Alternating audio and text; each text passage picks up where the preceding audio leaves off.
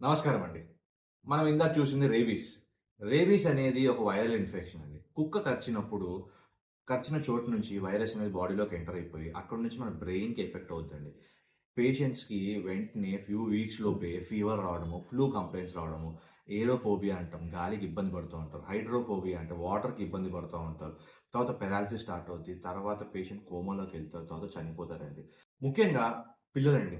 పిల్లలు ఆటలో పడిపోయి ఏదన్నా పిల్లి కానివ్వండి, కుక్క కానీ గీసినప్పుడు దాన్ని చెప్పకుండా ఉంటారు. ఇగ్నోర్ చేస్తా ఉంటారు.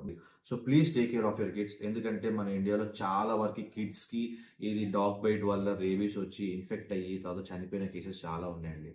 సో, రేబీస్‌కి ట్రీట్మెంట్ లేదండి. దీనికి ఏం చేయాలి? మనం వ్యాక్సిన్ తీసుకోవాలి. అయితే ఈ వ్యాక్సిన్ ఎప్పుడు తీసుకోవాలి? ఎక్కడ తీసుకోవాలి? ఎన్ని డోసెస్ తీసుకోవాలి? ఎప్పుడెప్పుడు తీసుకోవాలి? అనేది నెక్స్ట్ వీడియోలో చూద్దామండి. Thank you.